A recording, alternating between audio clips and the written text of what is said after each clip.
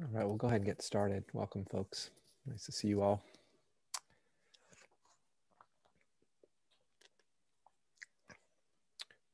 I was reflecting this morning on how sometimes when I'm teaching about this stuff that I share here in these meetings, and also in some of my work with my grad students, where I'm introducing my psychology grad students, who I have the opportunity to introduce many of these same inquiries and ideas with them, which is very fun.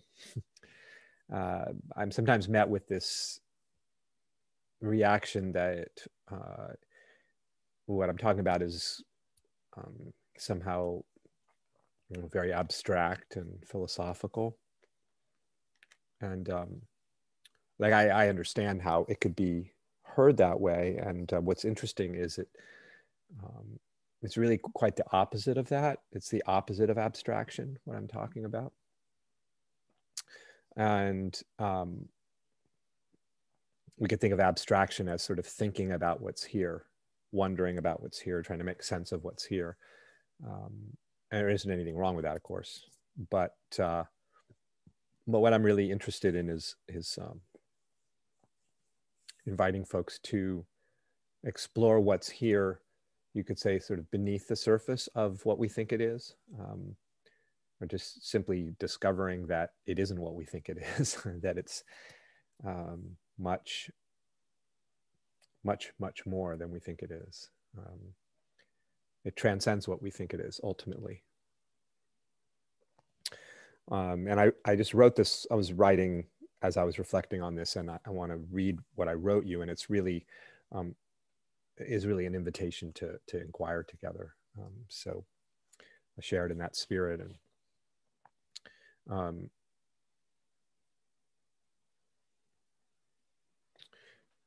so we often will often hear teachings, say spiritual teachings, for lack of a better word, and imagine that what's being talked about is some other experience that we're not presently having. It's usually how it's heard. And then it's difficult to then not sort of some part of us to go looking for some other experience, to search for some other perception than the one that's happening right now. But actually, what I'm talking about is this perception that you're having right now. This experience that's here right now, not some other experience, because there is no other experience, actually. Not some other thought, not some other sensation, not some other emotion. This thought, this actual concrete present experience, the actuality of what's here, just as it is. So what I'd like you to invite you to do right now is to simply be with what's concretely here. Something is here. It's palpable, isn't it? Something is actually here, is present. You can't deny the presence of whatever it is that's showing up. Forget about whether it's sort of real in some ontological sense. Who cares? But something's present. And just let yourself feel what's concretely here, the actuality of it.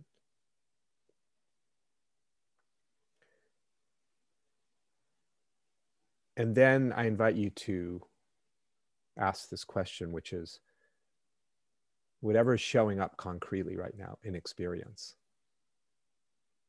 what is that? What actually is this that's concretely here? The felt sense, we can feel the presence of everything, no matter what we might be calling it. But feel what's concretely here. And be very, very precise with this question, with this exploration. What exactly is this that's concretely here? What is this? What is it? Nothing abstract about that at all. What is it? It's concretely here. What is it?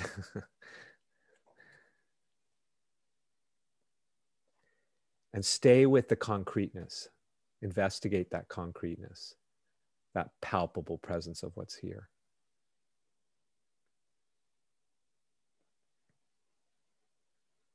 Let yourself be taken in by what's concretely here. Explore what's concretely, substantially, palpably present right now.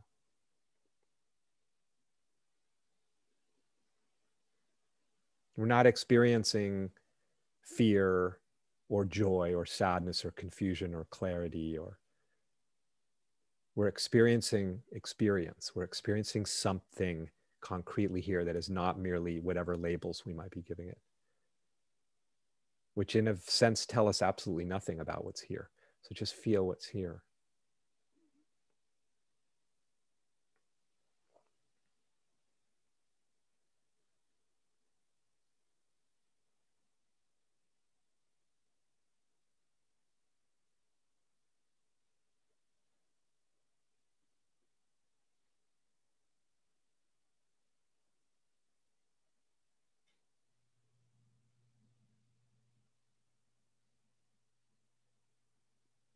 We don't have to go anywhere to find it because it's finding us. It's here. Something's here, just effortlessly here.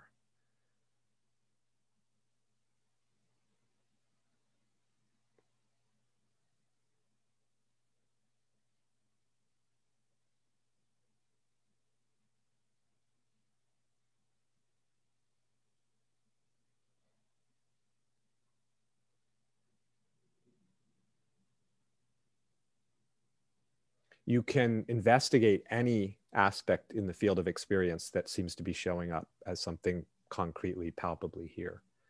Anything.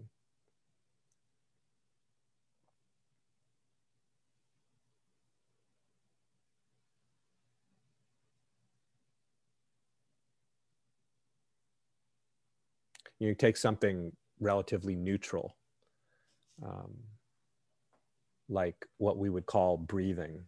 And that's just a word to describe something that's concretely here.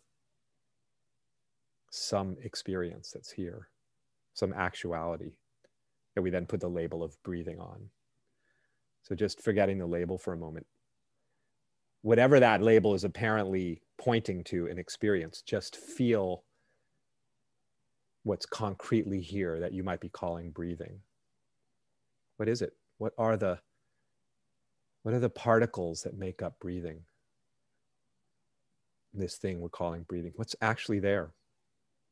Feel that.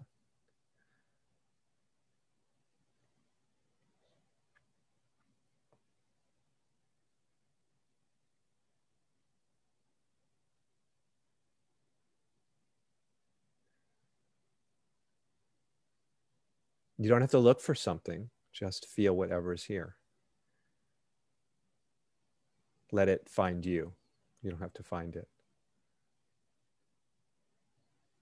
Whatever shows up, that's what's concretely present. You don't have to look for something.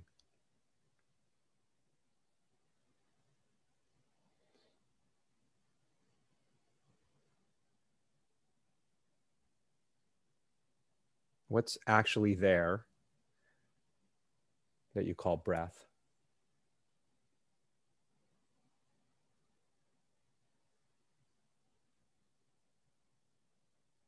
What is that feeling? What is what we call the feeling of breathing? We can say it's a feeling, a felt sense. What is that felt sense? What is actually there?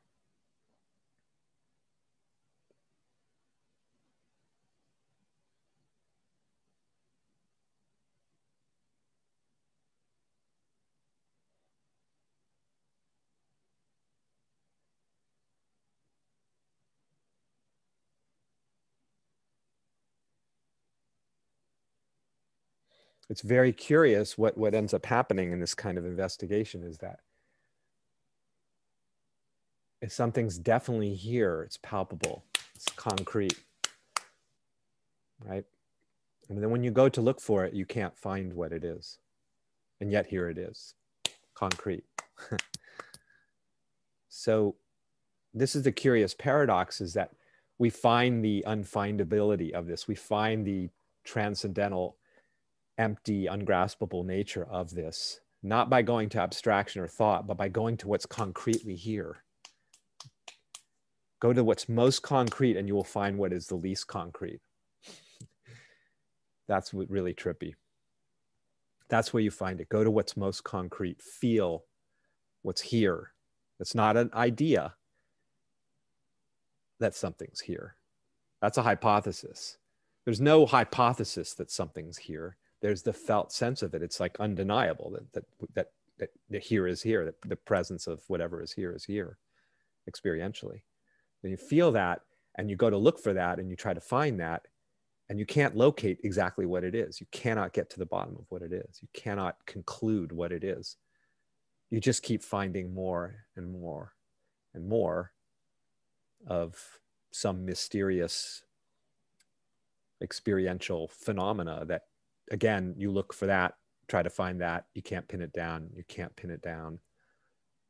So it's like nothing there that's graspable, that's definable, that's substantial, that's resolvable. And yet it shows up as all this apparent resolvable stuff that we call life, that we call experience. I mean, it's astonishing.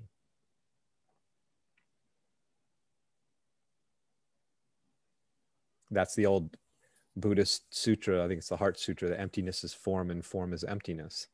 That the forms that are here, clearly, sight, sound, color, light, all the textures of life, the forms of life, they're here. Here they are. No denying that. The dance of life.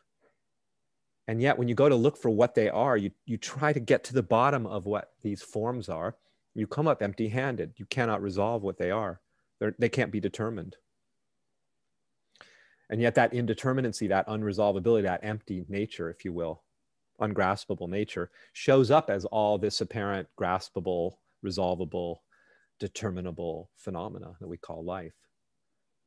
So that the forms are ultimately empty of substantiality, of resolvability, and yet they appear as all of this form. So form is emptiness, and the emptiness dances as form. They're inseparable. They're one and the same thing, which that makes no sense, like to in a sort of linear, rational kind of way. How can something that has no substance show up as substance?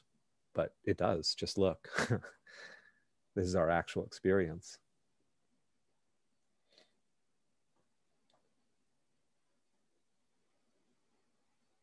So all the things that we imagine ourselves to be, and we imagine the world to be, and then we imagine ourselves in a world that's of experiences and circumstances that we're somehow subject to, that can impact us in various ways, sometimes negatively, that we could be the victim of, that could overwhelm us, that we're trying to sort out, figure out, transform.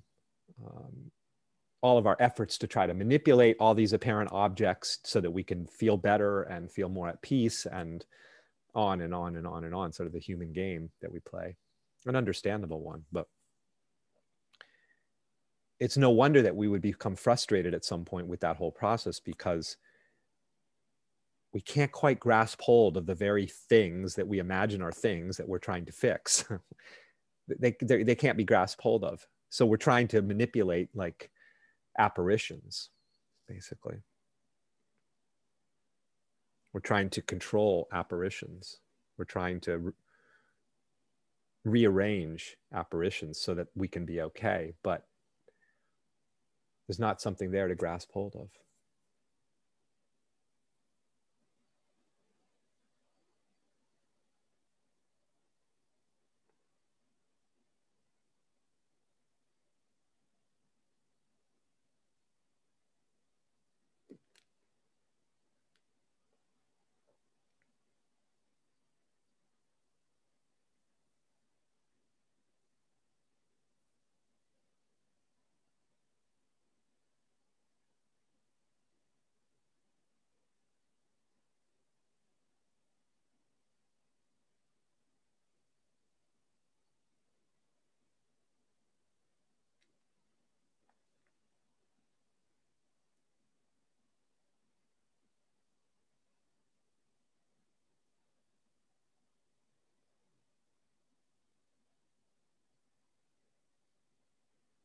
And one thing I wanted to add about this, the inability to pin down or define what's here experientially, which has profound implications for our lives, because we're basing so much of our lives and the way we navigate life and the way we try to find satisfaction and fulfillment in life arises out of the way we define things and the way we define different states and circumstances.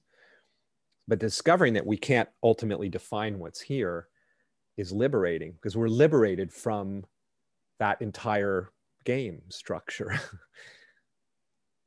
Because the one who's trying to find satisfaction and the things that that one imagines will bring satisfaction cannot be resolved. They can't be found. So where does that leave you? Well, it leaves you right here in your life. It leaves you right here.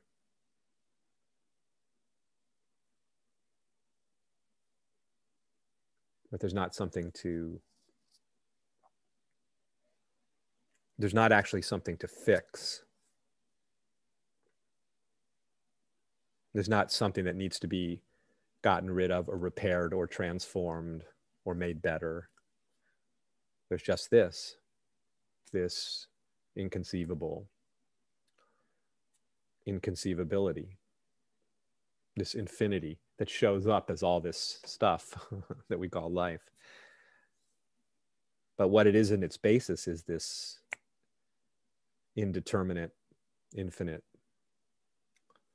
fathomless,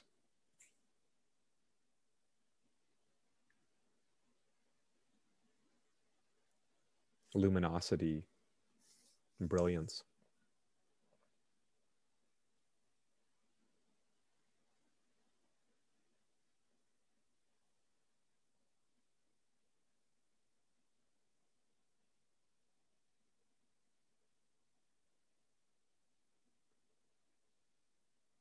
I talk a lot about this because it feels very central to me, but one of the principal reasons why it's not actually possible to pin down what this is, despite all the labels that suggest otherwise.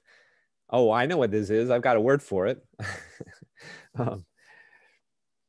Is that the labeling is always one step behind reality. So there you were in that investigation that we just did briefly of exploring like what's actually here, right? And you may have noticed something quite striking about what's here. Is what's here isn't holding still, is it? It's not fixed. And so the effort to try to like pin it down, like I'm going to grab hold of it and there it is. I've got a handle on it, right? I've got a grip on it. I've got a way of encapsulating what it is and putting a boundary of definition around it. Like, okay, I've defined the parameters of what this is. I've now named it. I've described it. I've categorized it. I've characterized it. And it's like that whole process, which of course happens rather instantaneously, and with consciousness does this inexplicably. It's named all of this stuff in a sense, just like that. If we actually come back to actuality, not venture off into abstraction for a moment, just stay with what's right here, feel what's right here, and notice something remarkable about it, which is that it is gone no sooner than it appears. I mean, we've been here for 23 minutes on the call. Speaking of time, all that happened in that, what we would describe the past 23 minutes, where is it? It's not here anymore, right? So our experience is not what it was 23 minutes ago, let alone our perceptions are not the same as they were 23 minutes ago or 20 minutes ago or 1 minute ago or 1 nanosecond ago. Because whatever is here is then gone, just like that. So this is one of the most powerful ways to, I think, understand and get, you know, in a visceral sense, in an actual sense, how the impossibility of definition. How do you define something that the moment you define it has changed into something else. How do you do it? You can't. Reality won't let itself be captured by the definitions that consciousness renders upon it, because its very nature is to be free of any effort to define it, because it's like, oh, you think you've caught me, now watch me become the next instant. So how can you define anything? You can't.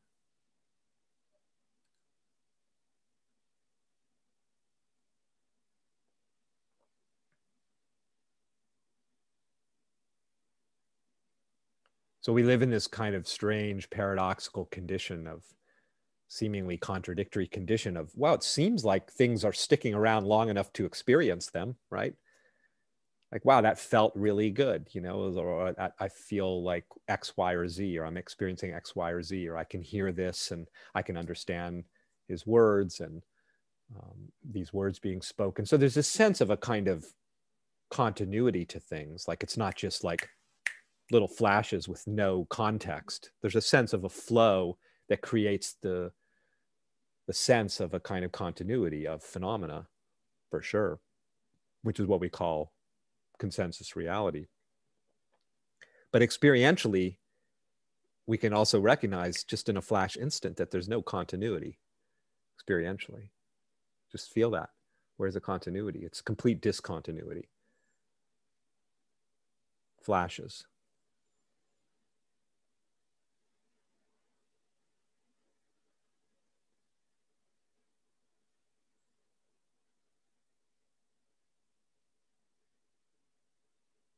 In a sense, there's not even anything taking form, because the apparent forming of the moment into something, it's like it's taking a form, and as it's assuming that form, it's leaving the trail of that form behind. So just like a something being sounded, the sounding of it is both the appearance of the sound and the disappearance of the sound, right? It's like a second hand on an old clock, right? So it's not, you know, if you can recall those, the way they kind of seem to go like tick, tick, tick, like second by second, it's really actually, it doesn't stop, right? It's continuously moving. And so the movement towards, like, you know, let's say the number 12 on the clock, the second hand's moving, and does it ever arrive at 12 and stop and hang out at 12 for a while? No, does it? Is there an instant when it's frozen in time, so to speak? Or is it always moving towards 12 and departing from 12, like simultaneously? That's what I mean by the arising of this moment is the disappearance of this moment. The birth of this moment is the death of this moment. The arrival at the number 12 on the clock is the leaving the number 12 simultaneously. So in a sense, it never comes into form. The appearance, the apparition of life never quite comes into form. And yet it sure looks like it does. It sure looks like it's formed. But if we really pay attention, if we're very, very precise with what's going on here, we can see that it is simultaneously appearing as formed, and we can see that the forms are vanishing nanosecond by nanosecond. Emptiness appearing as form, form is empty. That's what that means. And the forms are none other than the emptiness. So there's not two things. There's one thing.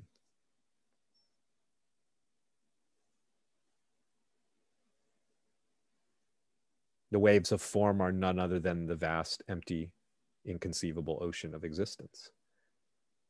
And that is true of each one of us. Whatever we think of as ourselves are none other than the vast ocean of emptiness, which is really almost more like the vast ocean of fullness. because it's full of everything, even if all of the everything that it's full of can't be found, can't be pinned down. Very paradoxical. I mean, probably if someone was just like had no idea what I was talking about and like jumped into this Zoom call, they might think like these are the ramblings of a crazy person, you know. Well, maybe they are,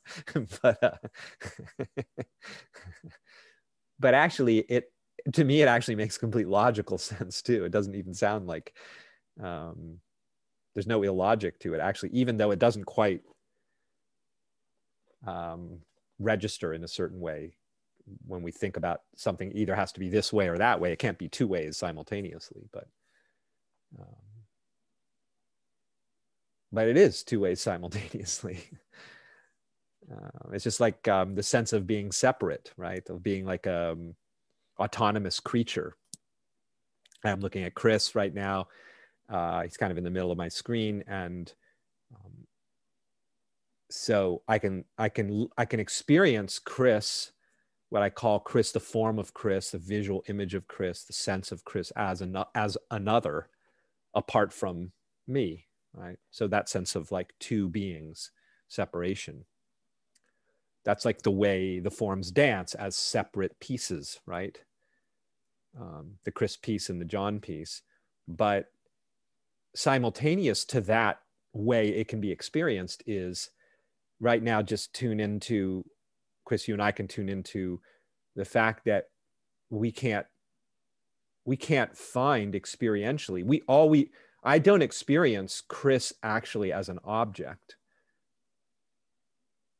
I experience the experience of what I'm calling Chris as experience, and there's no subject or object there. There's just experience. Where's the subject or object? And I would presume that holds true for on your end of the experience. There's just experiencing experience. There's just a wholeness. There's no separation anywhere. So which one is it? Are we separate and whole, or are we a whole, a seamless whole? Well, it's in a way it's stranger than both of those things. It's kind of both simultaneously, like two waves, dancing. Like, oh, there's a wave over there in that part of the sea, and then there's a wave over there in that part of the sea. I can look at them, and this one's over there, that one's over there. This one's larger than that one. This one's got more of a crest on it than that one. This one's moving more quickly than that one. I can make all those distinctions, but there's also arbitrary, because I could look at it from another perspective and go, there are no waves. There's just a whole. There's no pieces. There's just a whole ocean.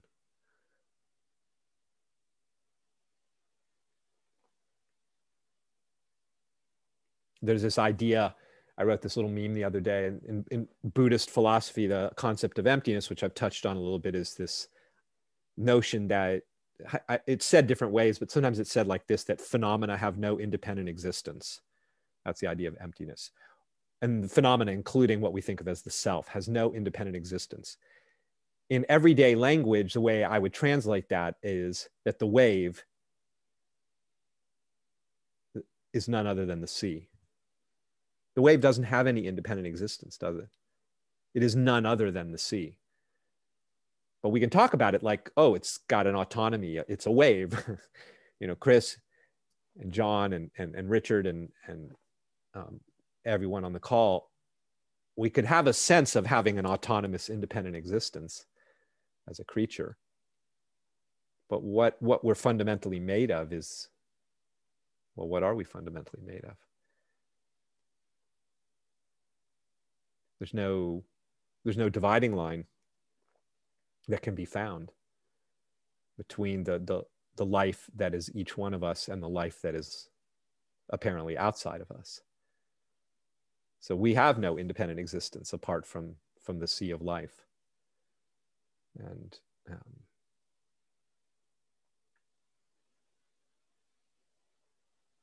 that changes the whole thing to see that, because there's, and this is true of all of our experiences, like the ones that we're trying to fix and make better. Well, they have no independent existence either. So they're resolved as being none other than the ocean of existence. So they don't have to be fixed. They've never been anything but, if I put it in theological terms, they've never been anything but God.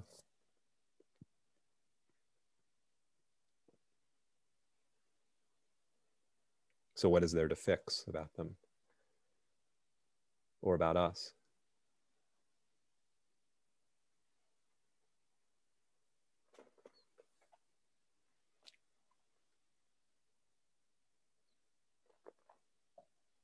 It's entirely impossible to speak about this stuff, obviously. It's I attempt to.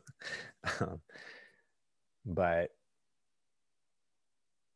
the words attempt to sort of give some structure to it. And what I'm talking about doesn't have a clear structure.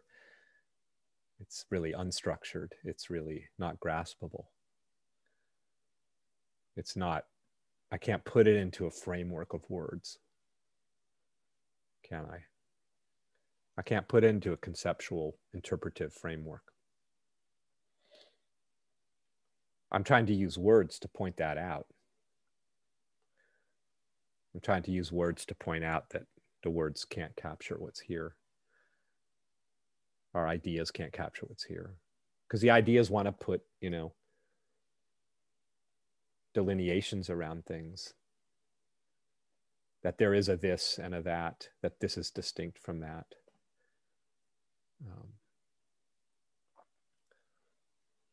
And yeah, at one level, the universe of the singularity, if you will, shows up as multiplicity and diversity and distinction and differentiation constantly. Just like the singularity of the light shows up as the colors of the rainbow, spectrum of light, but it's still light showing up as an apparent spectrum of differentiated colors, but they're all just light.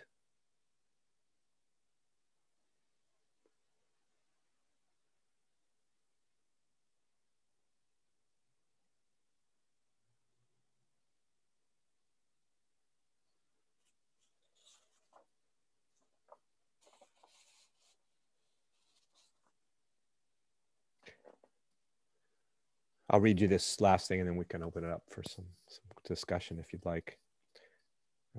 But this speaks to what I was just saying.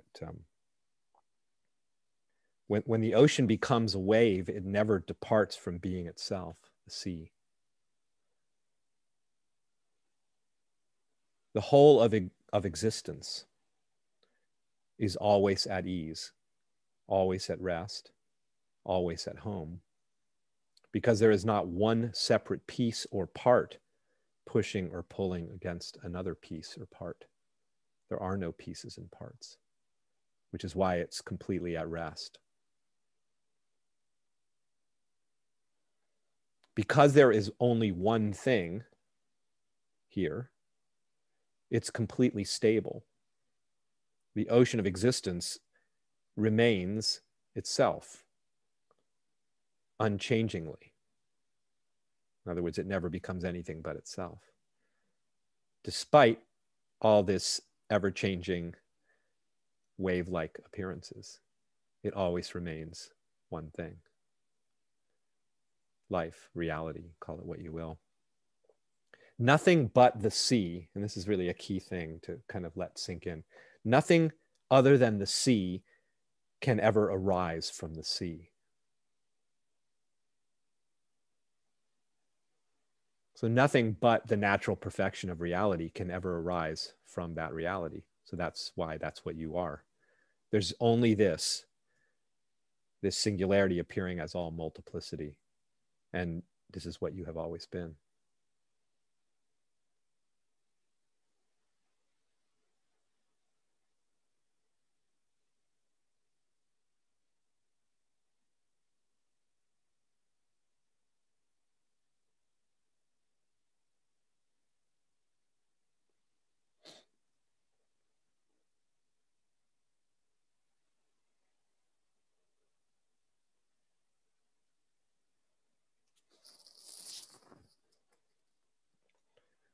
So I'd love to hear from anyone who might feel inclined to share something. I'm always interested to know, to hear kind of in your actual experience, like where is what I'm talking about kind of landing, connecting, or maybe places where you're not so sure, you're wondering, questions that you might have about it. Happy to entertain that with you.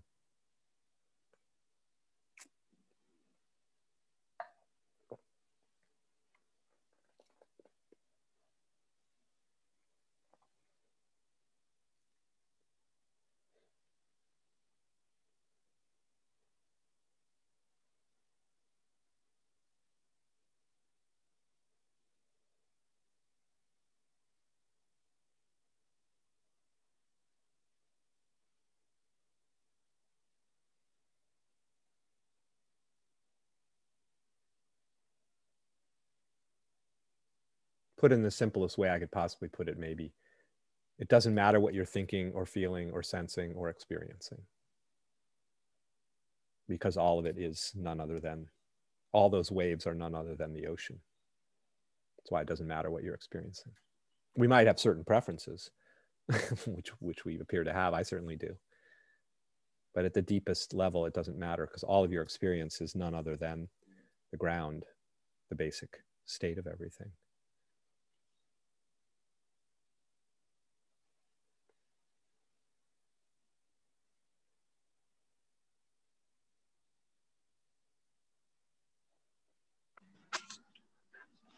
Hey, John. Hey, John. Hi. It's my first time on a call. I've read a lot of your books and appreciate your stuff. Oh, well, welcome. Nice to meet you. Thank you. Turn my video on here.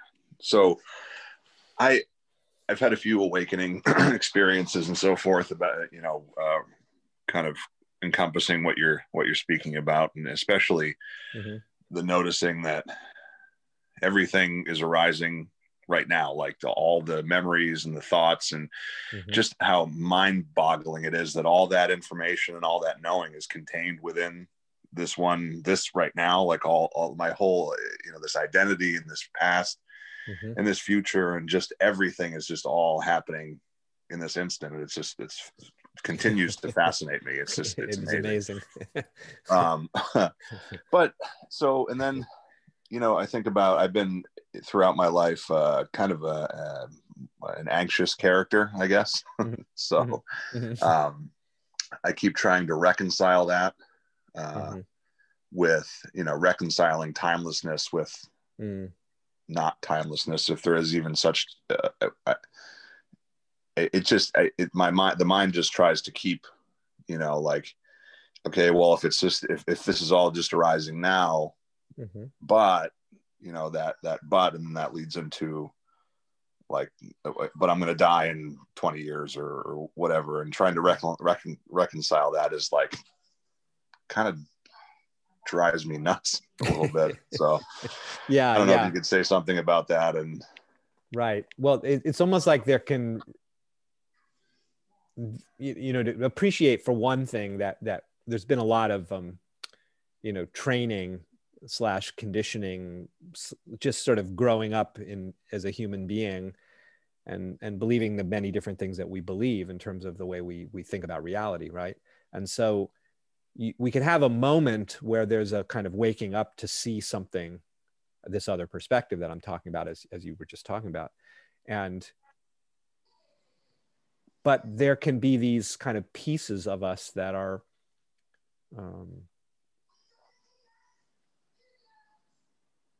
it's easy in a sense to sort of seemingly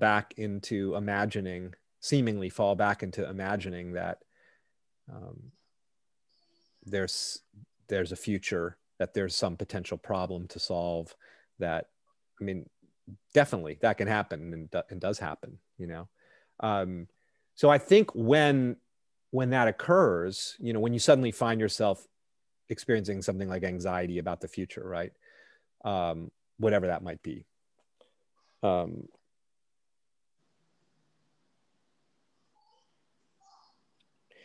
It's fine as, it's completely fine as part of the experience of, say, being a human, to take care of stuff, you know, in a human sort of way. You know, for example, it's like, even if these things we call, you know, a job and an income and taxes are ultimately empty, unresolvable, inconceivable mystery, which they all are, we can still work and get a paycheck and pay tax. You know, it's like, it doesn't preclude living, in a sense, doing all those things. I mean, there's no, and sort of like because, and the same with something like navigating a state like anxiety, we can,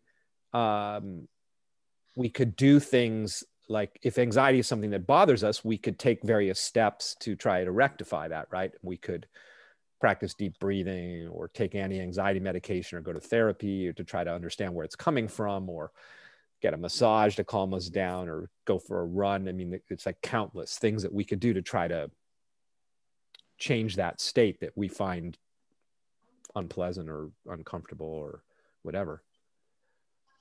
Where the perspective I'm offering can come together with something like dealing with difficult mental emotional states is to actually explore, like, this thing you're calling, or we might call, anxiety is arising, right, being encountered. There's an opportunity there to investigate what that is more fundamentally. This is one possibility. You could do what we ordinarily do, which is this kind of reflexive, like, I don't like how this feels. This is a sign of well-being has been lost, or my awakening has been lost. Let me go try to repair this. Or you could do all that, and you could also say, what the hell is this that I'm calling anxiety? Which I was kind of doing at the kind of outset of the call, of investigating what's actually here. Because what we're calling anxiety isn't merely anxiety. In fact, what is showing up as what might be described as anxiety is, well, what is it exactly? I mean, I would ask you that question. So you may not be having it happening right now, but what is anxiety? Like, what is its nature? Like, what is it made of? We have a name for it. Presumably we know what the hell it is, because I know what that is. That's anxiety. And it's a problem that I need to fix.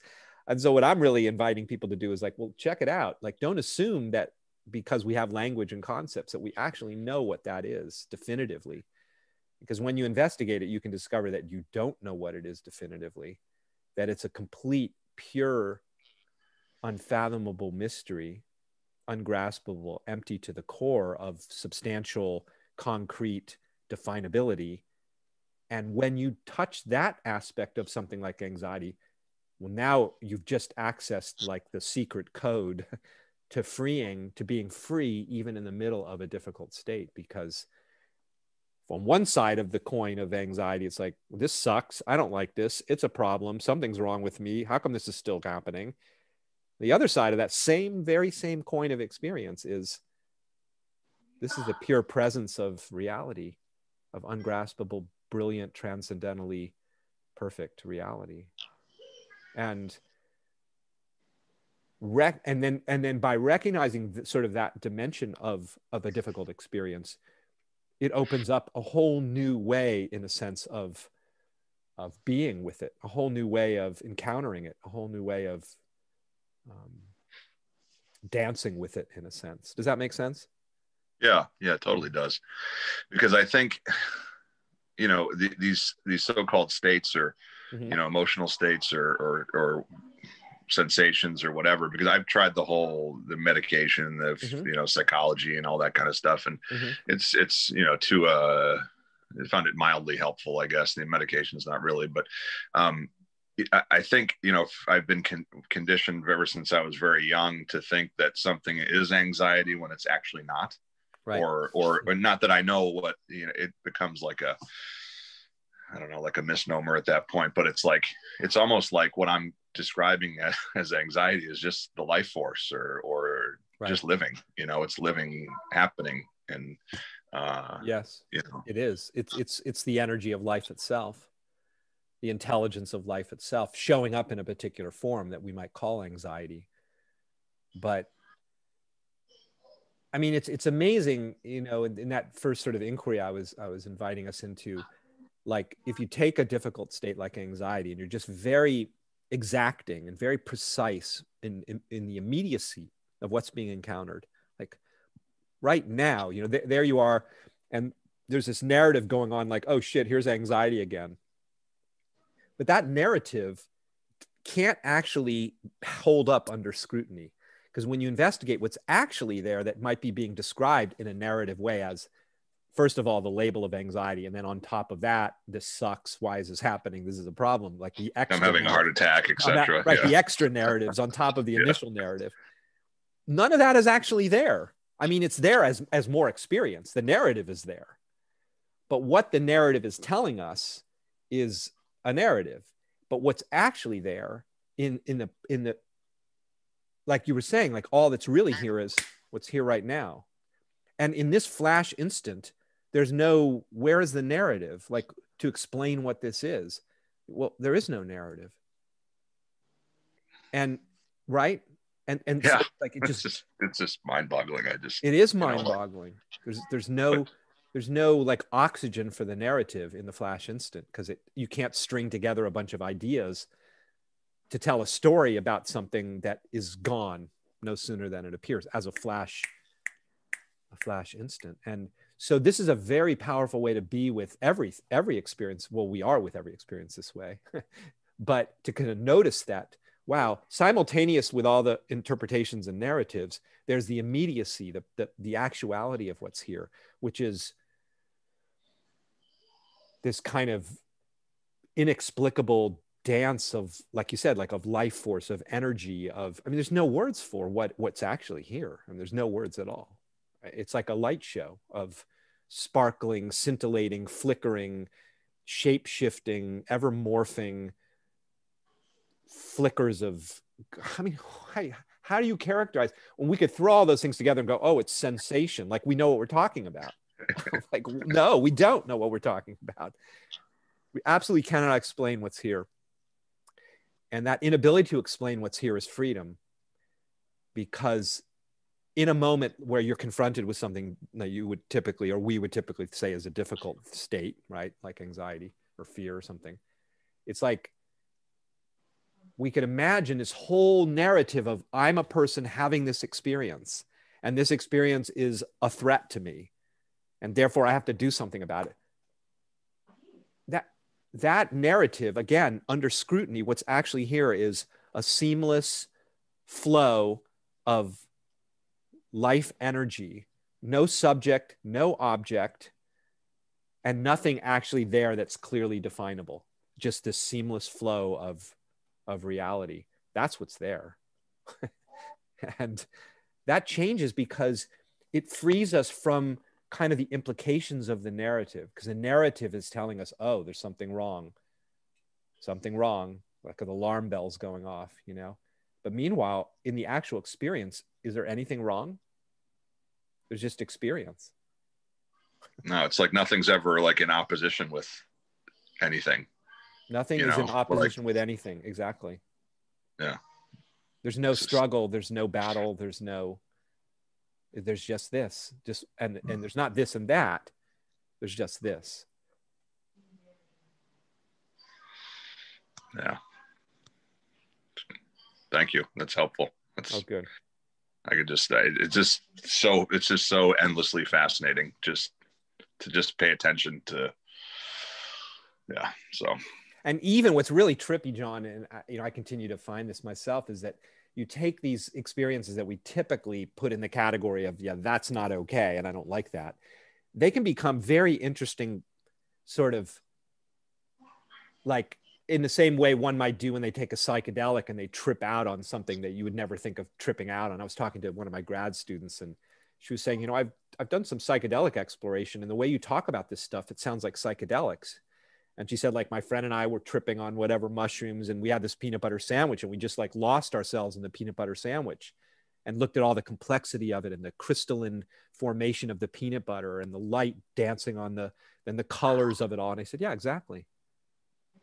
I go, and that's true of every single experience, is this like an entire, in the thing that we call anxiety, that we imagine a problem, it's like a whole universe of astonishing, inexplicable amazingness. I mean, everything is like that if we take the time to just stop and explore it. And it's totally complete as it is, like totally. Look at that on a Zoom call. So I'll be out in a minute. I'll be out in a minute. Sorry, one second. No worries.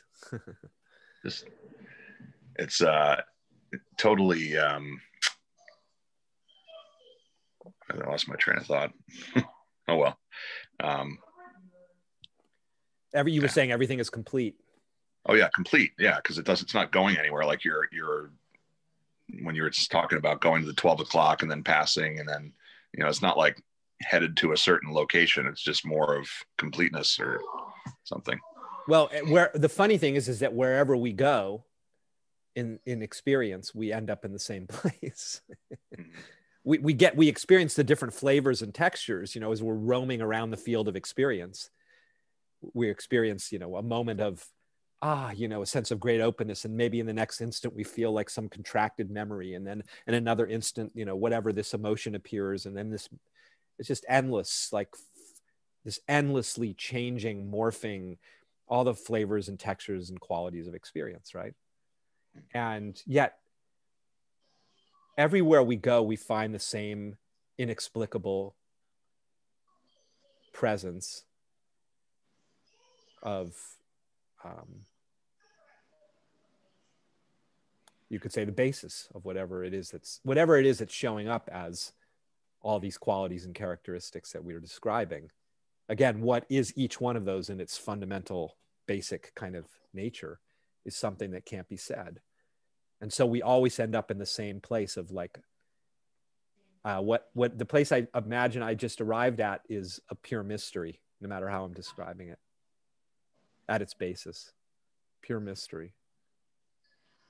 And we never depart from that pure mystery. We never are absent. We're never separated from it. We can't, no experience can take us away from it, because every experience is made of it. I mean, isn't that cool?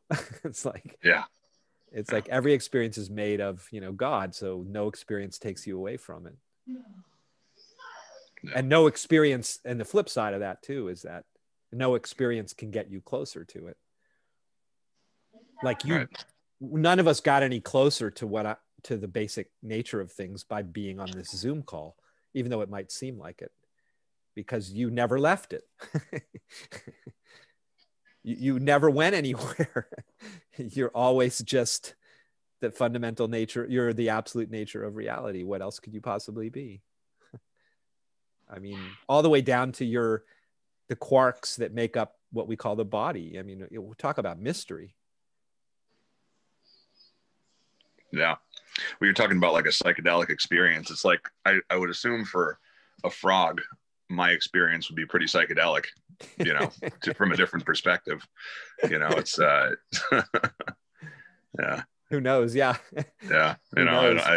My first opening or like something was tripping on acid, and it was just like everything was one movement of stuff. This is when I was like 18. Yeah. And but that was, it was eye-opening. That was fun. Yeah. And then the most important thing about those kinds of experiences, whether they're drug induced or meditatively induced or who knows how induced, if you will, or catalyzed, is to see that the most important thing is to see that what's being revealed is always the nature of things. And it's not dependent upon like any particular, it doesn't feel a particular way. It doesn't look a particular way. It's like what you were describing about that psychedelic experience, about the singularity that's appearing as all this stuff. Well, that's true right now. Right. Without having to take anything. Yeah. It was just a tree. I looked at a tree, it was so just normal and,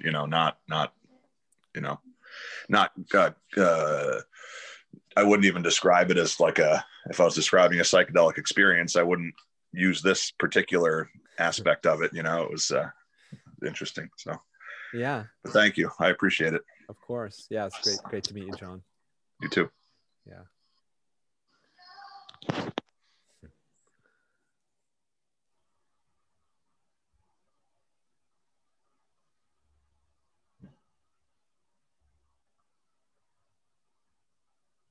I sometimes like to say that the most special experiences are the ones that reveal the specialness of all experience. So there are actually no particularly special experiences. Every experience is unthinkably special.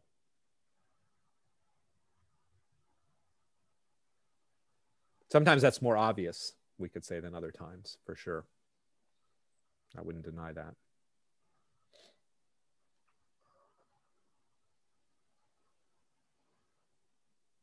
But our normal, everyday, humdrum, maybe sometimes seemingly boring, like repetitive existence is anything but humdrum and boring and repetitive, because nothing ever repeats itself.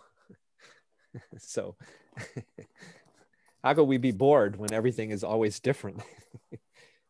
You want stimulation of novelty, humans crave novelty and stimulation. We got it. Every instant it's novel. Every instant is completely different, but sometimes in subtle ways. It's subtle. Like this moment is different than you've ever experienced, but maybe subtly different than the last instant. Just subtly, but different. Never, all the colors have never been quite like this. Your perception's never quite seen in this way. The flow of energy in the body has never been exactly like this. The sounds you're hearing now, you've never heard these exact sounds. I'm seeing this, maybe it's like incense, like that, Chris, that you're burning there, or whatever it is. It's like smoke. Like, just watch the smoke. If that's arising now, it's disappeared, but it's never the same, is it? From instant to instant, the shape that it's taking. I mean, it's beautiful. It's never the same. It's always changing.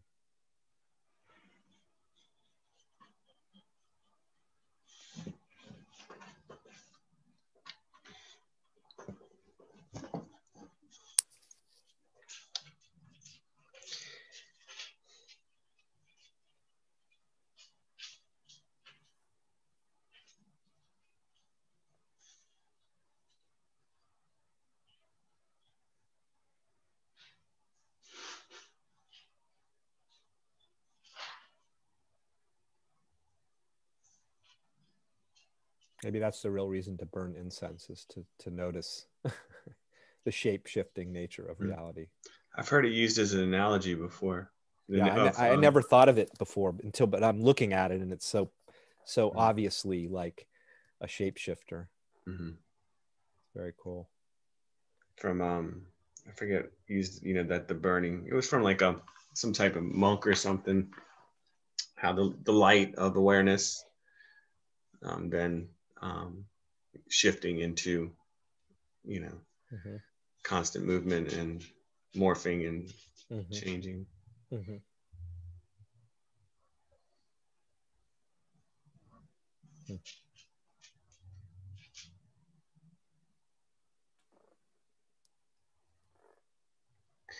Hey John, so when I will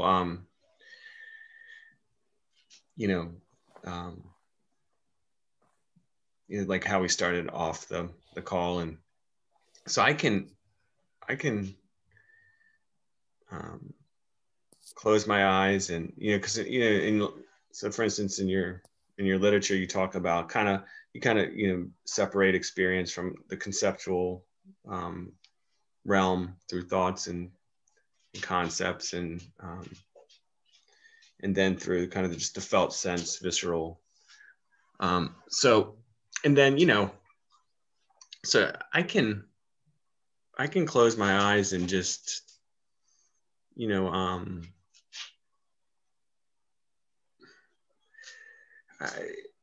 I can close my eyes and pretty much just sense into this, and thoughts. I won't have much thought activity. So, but just where I get twisted up is at times then. So is that I feel like that's a sense of trying to control my experience. So, like that I actually that there's this doing happening. So right. I mean that there's a kind of a doing in that inquiry, in a sense, like looking at your experience. Is that what you meant? Yeah. So like it's almost as if like I close my eyes I can just, whatever's happening, I don't know, but I can hold. It feels like too much of a holding, of a grasping, that I'm actually Right. doing something that's preventing thought activity. So I Sure. feel like there's a controlling nature to it, or a kind of that Mm-hmm. I'm attempting to create some Mm-hmm. experience when there's this part of me that wants, I want to let go. I want to an extent, I want to just let go of everything. And but it does feel like a type of contraction or Yeah. something. Yeah. Yeah. And that's kind of, can be a sort of occupational hazard of meditation and inquiry, is that we can start making effort to make something else happen, which the unfortunate aspect of that is that it tends to kind of reinforce the idea that something else has to happen. It's so ingrained so deeply. So ingrained, especially if you've been at, kind of any kind of spiritual practice for any amount of time. It's like, it's super ingrained. And so one way I will sometimes talk about this is that the practices and the inquiries and the meditations are ultimately designed to reveal that they're not necessary. Yeah. So you could say maybe one makes a little bit of seeming effort to notice experience in the kind of precise way, kind of see if you can get to the bottom of it in a kind of, you could say, concentrated sort of way. It's a kind of strategy of sorts. I mean, it's helpful even within an inquiry practice like we were doing to let it be as effortless, to let it be very effortless, to not, like I was saying at one point, I don't know if you remember, like, don't try to find the perception and to make Receive it it. be, just see that, just see our the reality of our experience is here, isn't it? And it's here, this moment is here effortlessly, isn't it? Yeah. Mm-hmm. It takes no meditative work to make the moment be here. Here it is. And its ungraspable nature is actually showing itself effortlessly too. Mm-hmm. So that's one thing, is you can let those kind of inquiries move more in a direction of like not having to do so much, but let it be very effortless. Number one. Number two, one of the things that, like, say that an inquiry like that, that's sort of designed to reveal the unresolvable, ungraspable nature of what's here, that it's indefinable. It isn't necessarily something that you have to keep doing. It's like, what happens is every time you look, you realize like you can't encapsulate what's here in any concept. You can't get to the bottom of it. Just look. And the more you do that, you could say, you like, wow, every time I look, I can't get to the bottom of what's here. And it starts to dawn on us that we don't know what anything is, and we can't ever know what anything is. Mm-hmm. And then there can be this kind of relaxation, like that just becomes like more and more of a, like a thread that's running through your experience, which is like, yeah, I'm acting as a human that seems to know this and that, and in some ways I know what a body is, and I know what breath is, and I know what things are. And yet now you've also touched and tasted the reality that you don't know what they are. Can you talk for, I know you don't talk much about this per se, but can you put that into the understanding of deep sleep? Hmm. Like, so Mm-hmm. in the sense of that which, like the ground of being, that which we're, Mm-hmm. always present,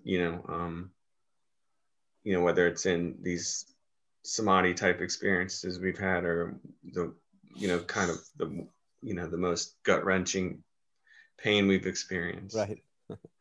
Um, Uh-huh. it's like, I mean, there's some ways where one way you could describe deep sleep is like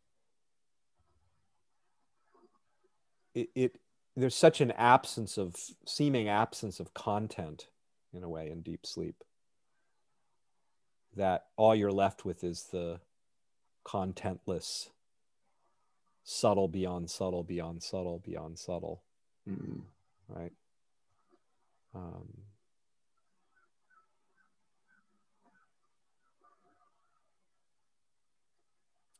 But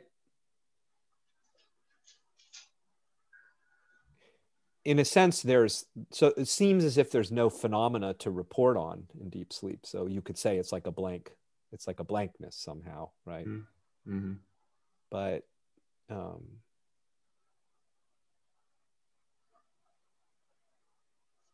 it's wonderful. how do you know it? How do you know that deep sleep is a blankness? Because something is there. There's something there. Knowing the blankness, you could say. Mm-hmm. But it's so subtle as to be kind of easily written off as, there's not really anything going on there. It's like a total absence, checked out, gone.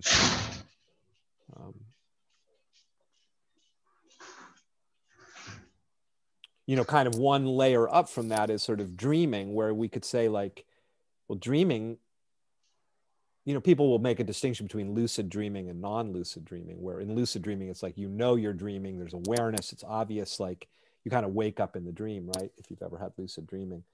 And yet, in a very real way, all dreaming is lucid dreaming.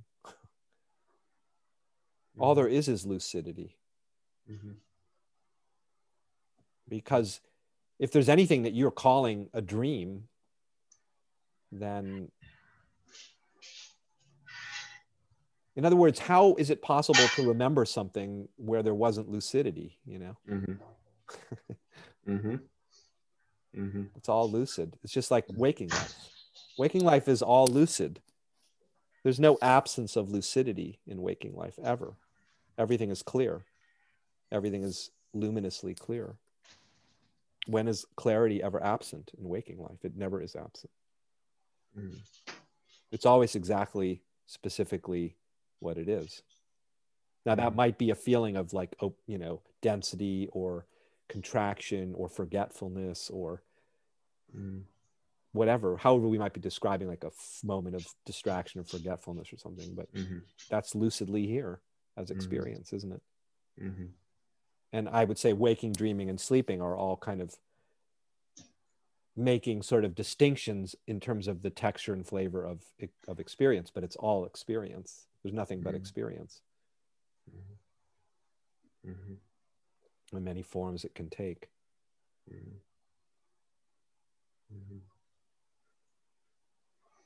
Yeah. But the knowing of experience is inseparable from the experience. There's not like some awareness over here noticing experience over there. It's like the blue. It can appear that way. It can appear that way, but it's misleading because it's much more like the blueness of the sky pervades the sky. They're not separate. The blueness is the quality of sky, isn't it? When it's blue, but to use that metaphor. And awareness is a quality of experience. It's awareness, something called knowing, pervades all experience, just like the blue pervades the sky. It's not over here looking at experience. That's a contrivance that meditative disciplines have reinforced, I believe.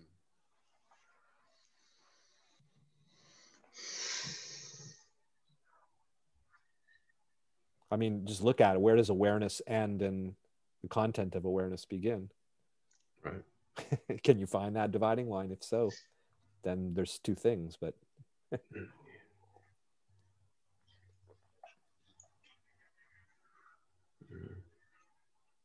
you can tell that, in order to live a practical life, to do our daily things, we actually have to kind of collapse into that observer, that there's an I observing an apparent separation. And then, I, at any moment, I can just close my eyes or I can just relax, and then that falls away, and it's apparent that there is no time, there is no space, there is nothing between the knowing. But I can't live my life. I can't go to work. I gotta work. I Well, it's kind of, I think of it more this way, Chris, is that I know what you mean. And I know that it can feel that way. Like there's two kind of realities and you kind of bounce back and forth between them. But what's really interesting is that the whole thing that we describe as like ordinary human life, being a person, living in a world, doing my work, having relationships, that is the same as the world that transcends all of those descriptions. It's one world. Yeah. So there's no, like here's one way to describe it. Like when consciousness seems to collapse into identification, that actually doesn't ever happen.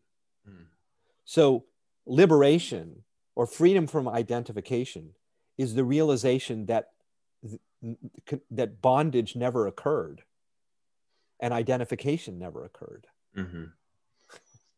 That's really like, let that sink in, because it's not like going from bondage to freedom or identification to non-identification. It's seeing that what we call identification is not identification. Because this is what, is meant in like in the Dzogchen tradition when they talk about that recognition and non-recognition of awareness are the same thing. What do they mean? No, they're different. They feel different. They seem different. And maybe along the way in the journey, if you will, that distinction is valuable maybe to make that. But at a certain point, the kind of high water mark of understanding is when you start to see that what we call non-recognition or identification or contraction is, what is it? What is identifying? Does it actually, do we succeed at reifying that as putting that into a framework? No, because you can't put the ungraspable into something that's graspable. That's the illusion.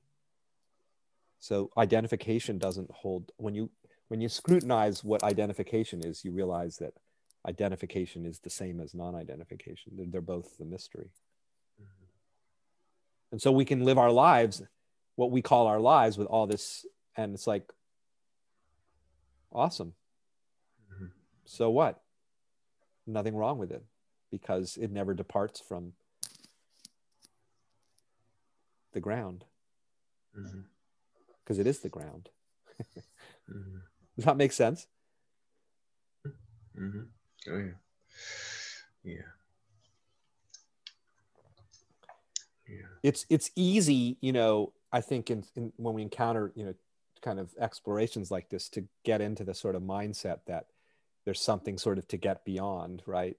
The human condition, and kind of escape from the orbit of, the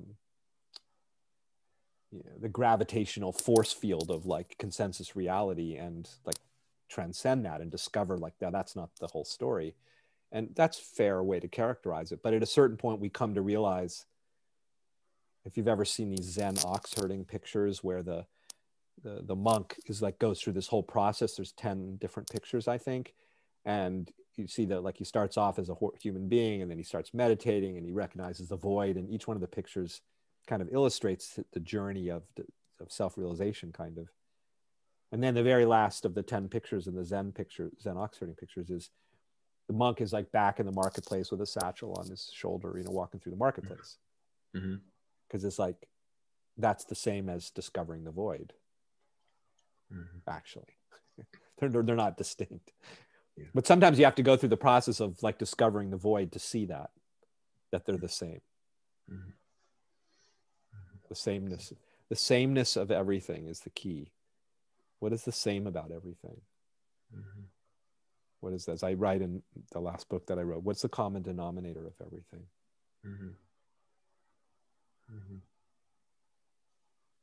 Because that frees us from the whole game of the hierarchy of experience. This is better than that. This is closer to God than that. This is closer to freedom than that. This is well-being and that's not. That whole game is this exhausting game that we play. Can get cut through by seeing like, oh yeah, that thing that I thought was the absence of well-being and that thing that I thought was the presence of well-being, they're the same. Fundamentally. As qualities, they're quite distinct. experientially, no question about it. Pleasure feels different than pain, but fundamentally they're the same. They're made of the same stuffless stuff. They're made of the same formless forms. They're made of the same unresolvable apparent resolvability. They're made of the same structureless structures, the same, there's no words for this, but and everything's made of that. Everything's made of, like, who knows what it's made of? I don't know. That's my answer to the question of what everything is made of. I have no effing clue.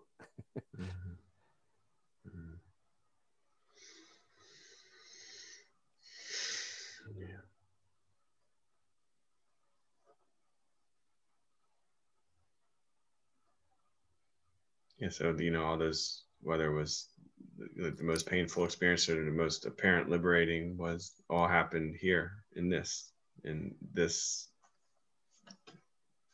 Always. This was the constant. It's like you're riding this wave of experience, that you might call like contraction and identification. That, let's say, that's the wave that's rising up of experience. That wave never leaves its ground.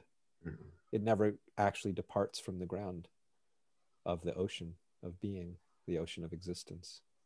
Never leaves this. But we have a tendency to think like, oh my God, this just took me away from it. Now I've got to get back to it. I have to have a different wave of experience in order to get back to the ocean. You see the game? It's like, no, there's only the ocean. You never left this. You never left it. No experience represents a departure from the ground of being, because it's made of the ground of being. That's the real freedom, to realize that. That you're always home, even when it's difficult. Even when life is like, oh my God, what is going on here? A pandemic and whatever. I lost my job or my relationship, or I'm confused about what to do next.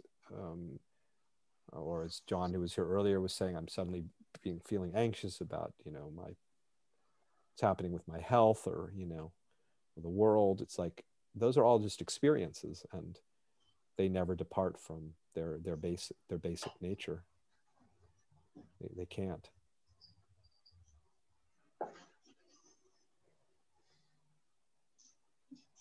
Thank you. Thanks for sharing.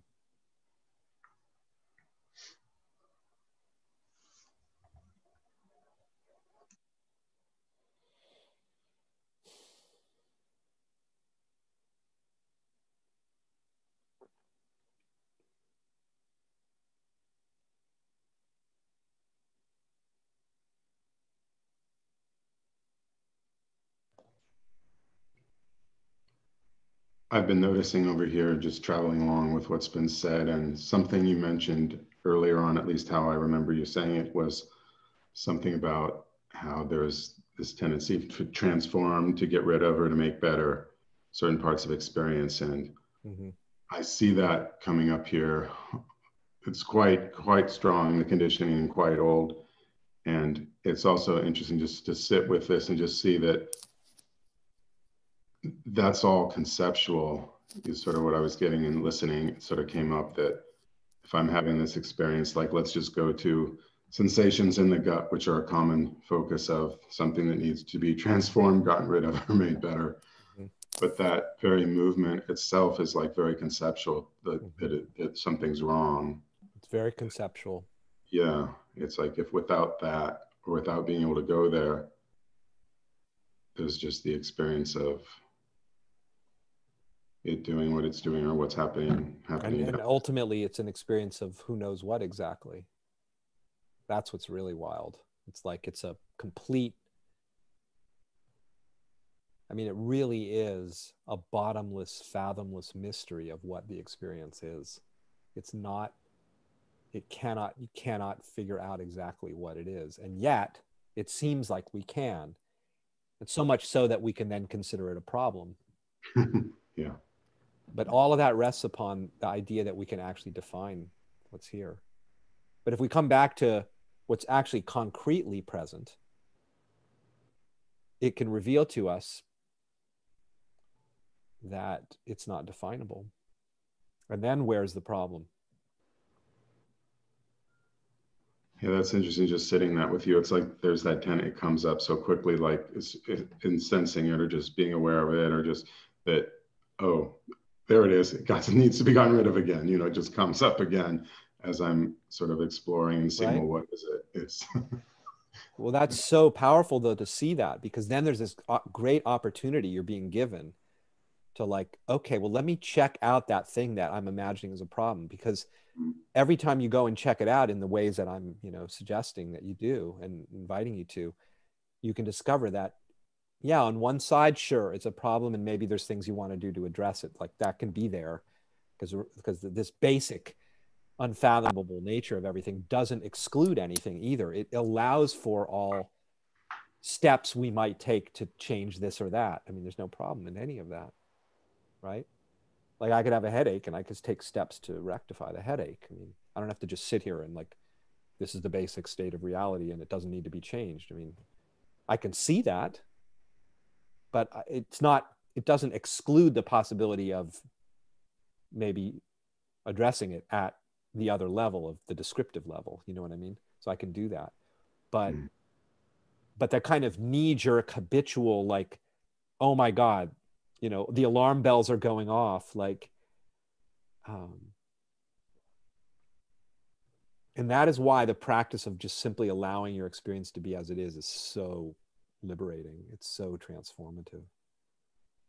yeah, and Like also across there's so many reasons why it is. So many reasons why it's so transformative. But one very powerful one is we can quickly discover, potentially quickly, that the experiences that are being described as potential threats or problems that have to be fixed or solved or gotten away from are not. They're just here being experienced. And that can be revealed by not making any effort to make them go away. It like undercuts the habit of the belief that they're actually problems. It can reveal that. It can also reveal that, as the Tibetans say, that the phenomena that's here experientially is self-releasing without your having to release it. So what is to be gotten rid of? The universe already got rid of your problem. In the flash instant of its arising, it was gotten rid of, gone. I see. Yeah. That's Like phenomenal, right? I mean, the universe is the master at getting beyond what's here because it gets beyond it in every instant. That's a big relief. It is such a big relief. It's like, let the universe do what it's so good at doing, which is, it's going to do it anyway, whether we get on board with that. It's like, I'm going to try to accept the fact that reality is letting go of itself in every instant. The reality is just like it's like already ahead of the game. It's like, it's already gone. Poof. It's like, I mean, it's incredible to think, like, I don't know how old you are. I'm 61. So it's like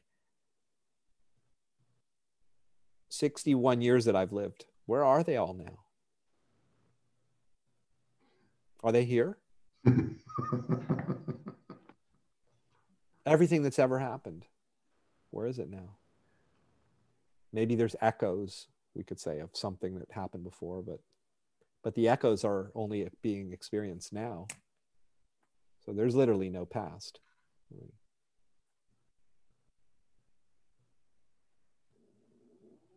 And no future.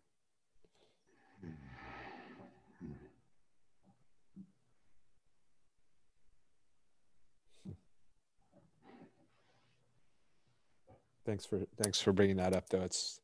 Yeah, thank you. I mean, it's the kinds of things you brought up that Chris touched upon, that John was touching on earlier. They're almost like kind of universal. They all, I think, are experienced differently because we're all distinct. But that sense of like something's arising that I have to do something about is such a universal kind of human experience. It's like, oh my God, there's something about this. Like, and it's like,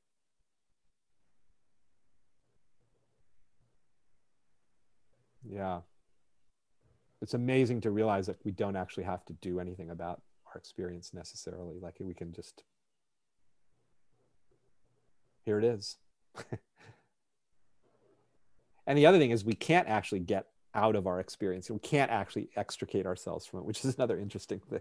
Mm-hmm. It's like try to get away from your experience. Good luck. Because it's all you have.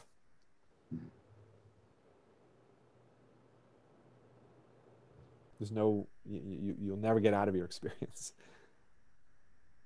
Mm-hmm. Which turns out to be liberating thing to realize that you're stuck in your experience. Because that experience is a good thing to be stuck in. You're not really stuck. You're free in your experience. So.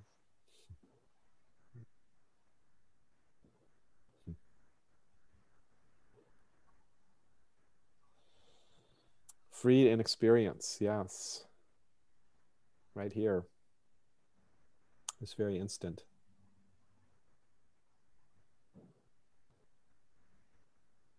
So yeah, the practice starts out as I'm going to allow everything to be as it is, and then what's realized is that everything is as it is. There is no I, allowing anything to Exactly. Very good. Everything is as it is. And the universe, which is always resolving itself, is this. Is there is no universe, or the I is the universe, or there is no me and no separate universe. This is the universe resolving itself over and over, knowing itself over and over. Beautifully said.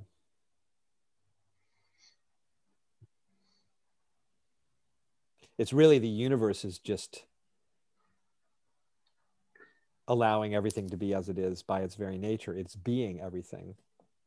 So in a sense, we could call that allowing everything, but it's like the ocean isn't really allowing the waves. It's just expressing itself as the waves. Yeah. So the universe is just expressing itself in every instant. This is the expression of the universe.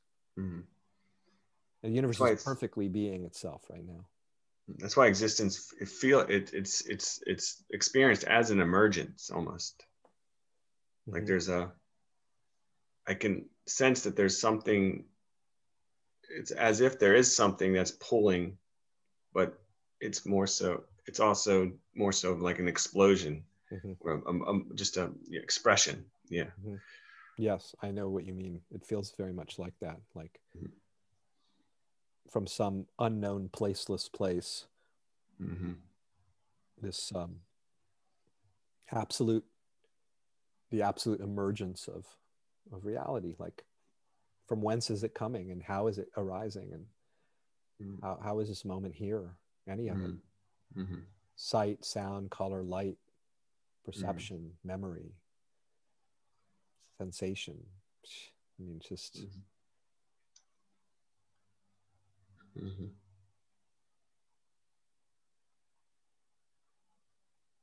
Springing forth, shining forth. And what we think of as ourselves is just part of the shining forth, part of its way it shines. And in that sense, we are the shining forth.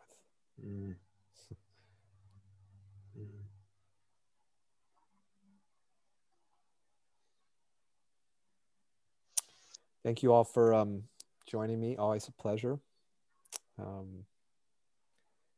Have a wonderful rest of your Sundays, wherever you are. And maybe I'll see you down the road. Thank you, John. Thanks, everyone. Be well. Bye.